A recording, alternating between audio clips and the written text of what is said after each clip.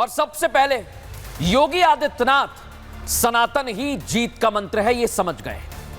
क्योंकि संभल में ये जो तस्वीर आप देख रहे हैं ना, ये कई वर्षों से बंद मंदिर है, लेकिन एक एक करके जो सनातन के साक्ष्य मिल रहे हैं, अब तो योगी आदित्यनाथ और उनका प्रशासन लगातार एक्शन कर रहा है, बुलडोजर पहुंच गया है। लेकिन आज मैं क्यों संभल में कह रहा हूं कि सनातन ही जीत की गारंटी है, आज आपको वो बताता हूं दर्शकों। संभल में खुदाई होती जा रही है दर्शकों, लेकिन ये खुदाई कुछ विरोधियों के सीने पर सांप लौटाने लगती है। क्यों कह रहा हूं मैं? ये तस्वीर जैसे ये देखते हैं, इन विरोधियों के बयान और विचारधारा सुनकर एकदम ऐसा ही लगता है कि इनके सीने पर सांप लौट रहे हैं, जैसे इनकी कोई चोरी पकड़ ली है मानो।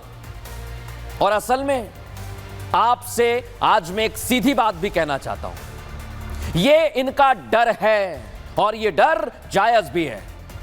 क्यों? क्योंकि दर्शकों ऐसा हो रहा है, ऐसा हो रहा है, फिर कह रहा हूं मैं, संभल में चोरी कर सीना जोरी करने वालों की अब पोल खुल रही है। और आज मैं बताता हूं कैसे। समाजवादी पार्टी के जितने भी नेता हैं ना, और विशेष तौर पर सांसद साहब, इनकी भी पोल खुल गई। लेकिन मुख्यमंत्री योगी आदित्यनाथ को इससे कोई फर्क नहीं पड़ता है। कोई उनके बारे में क्या सोचता है, क्या बोलता है, उनके काम को लेकर क्या टिप्पणी करता है, उन्हें कोई फर्क नहीं पड़ता। सुन लीजिए, योगी बस अपना काम करते हैं, वो काम जो उन्हें खुद को समझ में आता है। योगी जानते हैं कि उन्हें क्या करना है, इसलिए वो सिर्फ और सिर्फ वही बोलते हैं जो जमीनी हकीकत है। ऐसे में योगी आदित्यनाथ पर सवाल उठाने वाले आज सुन लें।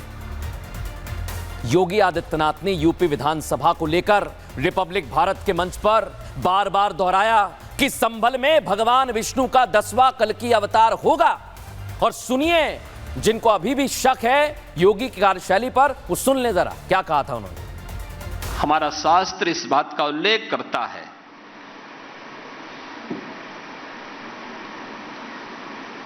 कि संभल में श्री हरि विष्णु का 10वां अवतार कल्कि के रूप में अवतरित होगा।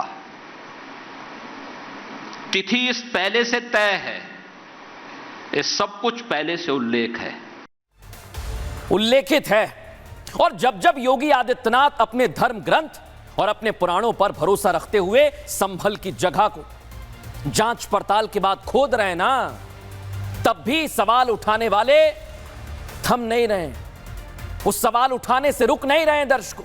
लेकिन आज मैं आपको बताता हूं, योगी का जो प्रशासन कार्रवाई कर रहा है ना, वो ये नक्शे के मुताबिक कर रहा है।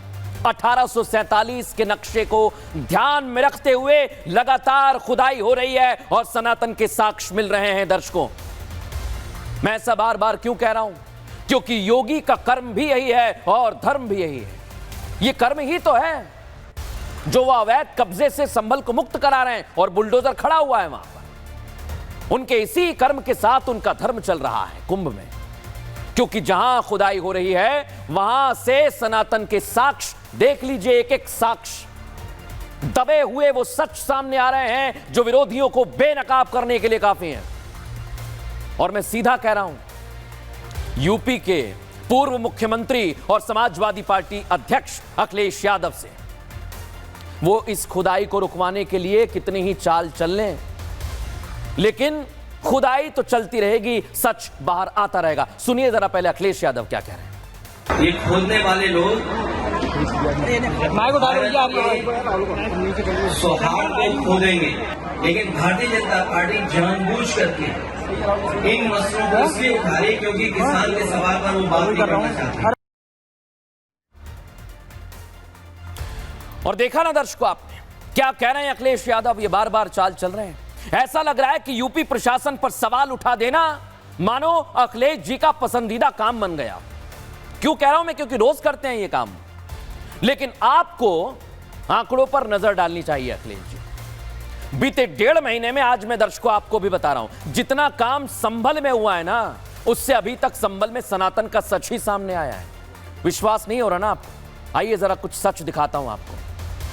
ये देखिए आप, संभल में अब तक 42 तीर्थ स्थल मिल चुके हैं अखिलेश जी, देख लीजिए।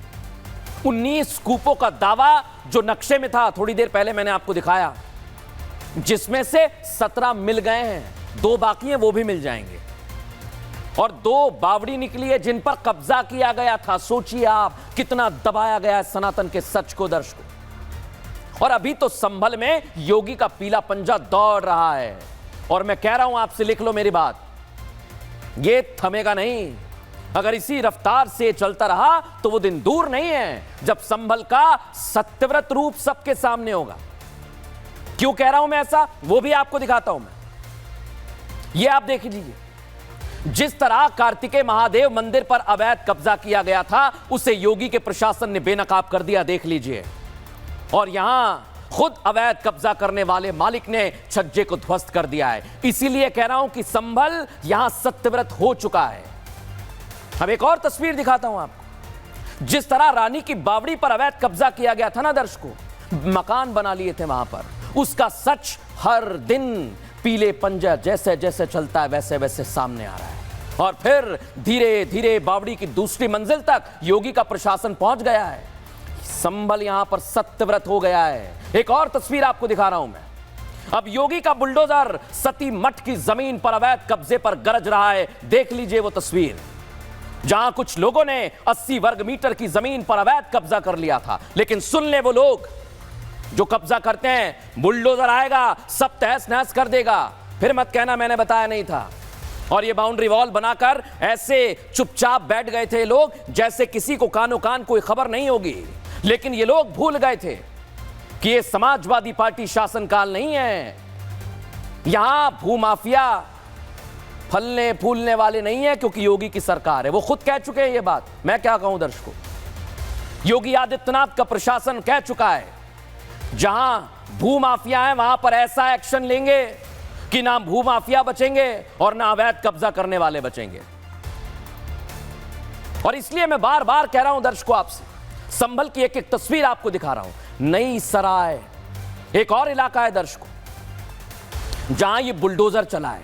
सती मठ, जिसे सती मंदिर भी कहते हैं दर्शकों, उस जमीन पर पीले पंजे ने जब सच को खोदा तो वहां से क्या निकला वो इस रिपोर्ट में दिखाता हूं। याद रखना, एक एक इंच लैंड लेंगे। रिपब्लिक भारत के मंच से योगी साफ शब्दों में कह चुके हैं, भूमाफियाओं से एक एक इंच जमीन लेकर रहेंगे और बाबा जो कहते हैं वो करते हैं। यही तो वो संभल में कर रहे हैं। मुख्यमंत्री योगी आदित्यनाथ की इसी लाइन पर बुलडोजर चल रहा है। संभल में जहां जहां अवैध कब्जा कर लोग बैठे थे, वहां सब कुछ कब्जा मुक्त होता जा रहा है। संभल के नई सराय इलाके में सूरज की किरण निकलते ही बुलडोजर ने गरजना शुरू कर दिया।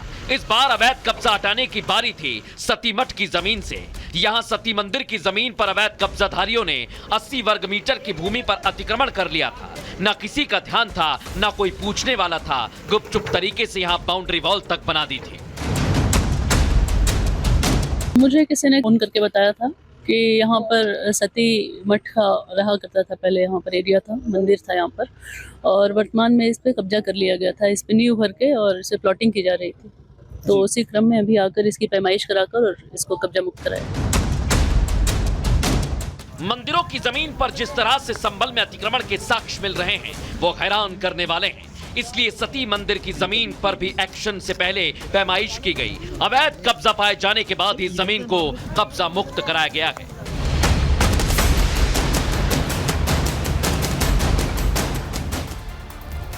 दर्शकों, यही है वो जमीन सती मंदिर की जिसे कब्जा मुक्त कराने के लिए योगी के प्रशासन ने बुलडोजर यहां पर चलवाया है। और मैं कह रहा हूं कि संभल बदल रहा है। शाही जामा मस्जिद से करीब 2 किलोमीटर सती मंदिर है दर्शकों, शाही जामा मस्जिद। वहां पर भी योगी का पीला पंजा रुकने वाला नहीं है। 12 दुकान आपको दिखा रहा हूं, सिर्फ 500 मीटर की दूरी पर है मस्जिद के ठीक सामने। और इन 12 दुकानों पर बुलडोजर गरज सकता है कभी भी। इसके लिए डर है, खौफ है वहां के दुकानदारों में, और यह डर अच्छा है। योगी आदित्यनाथ ठान चुके हैं दर्शकों, संभल की सच्चाई आप सभी के सामने लाकर रखेंगे। और इसमें गलत क्या है, मैं तो कह रहा हूं, क्या समस्या है? अगर सच सामने आ रहा है तो किसके पेट में दर्द हो रहा है? और अगर हो रहा है तो हो जाना चाहिए। क्योंकि सच तो सामने आएगा और इसका सीधा मतलब यह कि संभल में अभी बुलडोजर थमेगा नहीं।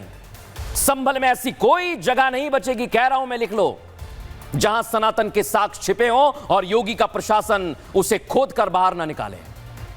शाही जामा मस्जिद से 500 मीटर की दूरी पर क्या हुआ है आज देख लीजिए। यह है वो दुकानें, 12 दुकानें हैं दर्शकों, और ये कभी भी मिट्टी में मिला देंगी, मिट्टी में मिल जाएंगी ये। क्यों कह रहा हूं दर्शकों मैं ऐसा? क्योंकि इसके लिए पूरी तैयारी की गई है। और क्या तैयारी की गई है, आइए जरा मैं आपको दिखाता हूं। ये देखिए, अकर मोचन कूप के पास एसडीएम ने नपाई कराई है। 12 दुकानों के व्यापारियों से दस्तावेज मांगे गए हैं, कागज निकालो। एसडीएम ने दुकानदारों के साथ बैठक कर चेतावनी दे दी है सीधी, अवैध कब्जा हटा लें, 24 घंटे का आपको समय मिल रहा है।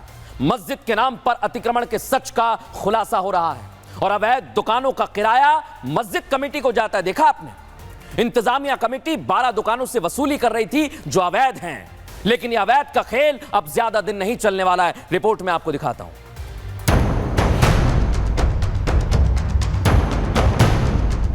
योगी प्रशासन का बुलडोजर तैयार खड़ा है, जो वक्त निकल रहा है बस वही है, कभी भी इन दुकानों को ध्वस्त किया जा सकता है।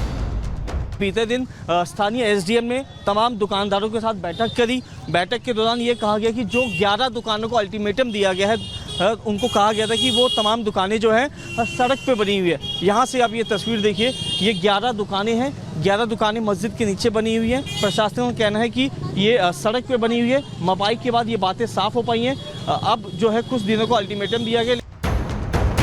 ये दुकानदार लेकिन मानने को तैयार नहीं है कि इन्होंने अवैध कब्जा कर दुकानों को खड़ा किया। ये कह रहे हैं कि इनके बाप दादा के समय से वो यहीं पर काम करते आए हैं। सन 55 से हमारे वालिद बैठते हुए आ रहे हैं और दादा भी बैठे हैं उससे पहले, और ये प्रशासन का मानना है, हमारा मानना नहीं। लगभग सन 44 से हमारी दुकानें दर्ज हैं, उसमें सब बगबोर्ड के अंदर, और सभी लगभग 55 से भी बैठे हुए लोग इसमें। और हाँ, ये दुकानें तो बहुत पुरानी मजबूत है, 1944 80 साल पुराने हो गया। ये हमारे बराबर में डॉक्टर मुशर्रफ साहब हैं, इनके बेटे बैठे हैं, इनकी 80 साल पहले से दुकानें, इन्हीं की वालिदा ने जो है ये वक्त की थी। दुकानदारों के दावे पर प्रशासन का कहना है कि अगर ऐसा है तो कागज दिखाइए, लेकिन वो इनके पास नहीं है, दस्तावेज नहीं है, लेकिन बहाने भरपूर हैं। हमारे पास दस्तावेज हैं, इकट्ठे कर रहे हैं, हम सब दिखाएंगे उन्हें, दिखाएंगे उन्हें दस्तावेज, जो मस्जिद जो है वक्त जिन्होंने करी है, जिनकी बात जो है सब कुछ है हमारे पास में, सब दिखाया जाएगा। इसके अंदर सारे कलेक्ट किए जा रहे हैं, उसे सबमिट करेंगे हम एसडीएम कोर्ट में। जो एसडीएम साहब ने हमसे मांगे हैं, हम उसको कलेक्ट करके उनको दिखाएंगे। योगी का प्रशासन इन्हें साफ शब्दों में बता चुका है कि कागजात नहीं मिले तो कार्रवाई तो होकर ही रहेगी। दृष्टया प्रतीत होता है कि वो दुकानें सड़क पर बनाई गई हैं, तो उसके संबंध में ये बैठक बुलाई गई थी कि आप लोग उसको देख लें और स्वतः उसको संज्ञान लेकर हटा दें। प्रशासन के रुख से यह साफ हो गया कि सनातन के साक्ष्य झूठ की परत में संभल में ज्यादा दिन छिपे नहीं रहेंगे। सच तो बाहर आएगा, मैं बार बार कह रहा हूं दर्शकों आपसे। और क्यों कह रहा हूं? क्योंकि ये जो बहाने वाले ये लोग आपने सुने ना, जो बहाने बना रहे हैं, कितने ही बहाने बना लो, या फिर समाजवादी पार्टी और उनके नेता जो लगातार सवाल उठा रहे हैं ना, कितने ही सवाल क्यों ना उठा लें, योगी आदित्यनाथ कर्म पथ पर हैं, धर्म पथ पर हैं और वो चल रहे हैं। करीब 20 दिन बचे हुए हैं दर्शकों। क्यों कह रहा हूं मैं ये बात? क्योंकि मिल्कीपुर सीट जहां पर बीजेपी और समाजवादी पार्टी की किस्मत का फैसला होना है, ईवीएम का बटन दबेगा 5 तारीख को, 5 फरवरी को। और योगी आदित्यनाथ जानते हैं मिल्कीपुर जीतने का रास्ता भी प्रभु श्री राम के संभल से, राम मंदिर से ही जाने वाला है। अखिलेश यादव बेशक लोकसभा चुनाव में जीत गए हो, यह अति आत्मविश्वास भी हो सकता है, संभलना पड़ेगा, लेकिन योगी ने जीत पक्की करने की पूरी प्लानिंग कर ली है। ऐसा मैं क्यों कह रहा हूं? क्योंकि योगी आदित्यनाथ की जीत का रास्ता संभल से निकलेगा, अयोध्या से निकलेगा और मिल्कीपुर तक जाएगा। संभल के पास चंदौसी में भगवान राम की एक बहुत बड़ी मूर्ति बनने वाली है दर्शकों। यह है वो मूर्ति जो आपको दिखा रहा हूं, किसी ने नहीं दिखाई होगी है, और इसका सीधा कनेक्शन राम मंदिर से है। क्यों कह रहा हूं दर्शकों में? आइए जरा आपको बताता हूं, क्योंकि संभल और अयोध्या का कनेक्शन क्यों निकल रहा है, आइए जरा आपको दिखा देता हूं। चंदौसी में श्री राम की 51 फीट की मूर्ति बन रही है। दर्शकों, राम मंदिर का काम शुरू होने पर प्रतिमा बनाने पर विचार किया गया। 31 मई 2023 से प्रभु राम की मूर्ति संभल में बन रही है और अब सिर्फ 1.5 महीने का वक्त बाकी रह गया है। राम मंदिर की प्रतिमा का पूरा काम हो जाएगा। रामबाग धाम से राम की सबसे ऊंची मूर्ति स्थापित कर दी जाएगी और सीएम योगी प्रभु श्री राम की मूर्ति का अनावरण कर सकते हैं, सूत्र बता रहे हैं हमारे। इसलिए हम कह रहे हैं दर्शकों कि एक एक करके बहुत कुछ कहा जा रहा है। अमित कुमार क्या कह रहे हैं, ट्रस्ट के मंत्री, सुनिए जरा। 1.5 महीने का अधिकतम कार्य रह गया है और ये उत्तर भारत ही नहीं बल्कि मैं समझता हूँ भारत में अभी तक श्री राम जी की इतनी ऊंची मूर्ति कहीं नहीं है। ये गौरव चंदोसी, जिसको लघु वृंदावन कहा जाता है, मिनी वृंदावन कहा जाता है, उसी को प्राप्त हो रहा है। मुख्यमंत्री श्री योगी जी से हम निवेदन कर रहे हैं कि वो यहाँ आएँ और भगवान की इस प्रतिमा का अनावरण अपने कर कमलों से करें। ये है अमित कुमार साहब। इनके मुताबिक फरवरी में प्रभु श्री राम की मूर्ति बनकर तैयार हो जाएगी। लेकिन दर्शकों, फरवरी में मिल्कीपुर सीट पर उपचुनाव होना है। ऐसे में योगी आदित्यनाथ मिल्कीपुर जीतने का पूरा प्लान तैयार कर चुके हैं और पिछली हार से सबक लेते हुए योगी की इस बार की रणनीति पूरी सेट है। बीजेपी ने मिल्कीपुर से अपना प्रत्याशी भी मैदान में उतार दिया है। अब मिल्कीपुर में क्या होगा सुन लें, जो उत्तर प्रदेश के दर्शक हैं। पासी वर्सेस पासी की जंग होने वाली है। मिल्कीपुर से बीजेपी के उम्मीदवार हैं चंद्रभान पासवान। अजीत प्रसाद की तरह ही चंद्रभान भी पासी समाज से आते हैं और मिल्कीपुर के ही रहने वाले हैं। 2 साल से मिल्कीपुर विधानसभा सीट पर सक्रिय थे, तो अब मुकाबला बड़ा दिलचस्प होगा मिल्कीपुर में। लेकिन दर्शकों, जो तस्वीर अभी तक आप देख रहे हैं वो बहुत कुछ बताने के लिए काफी है।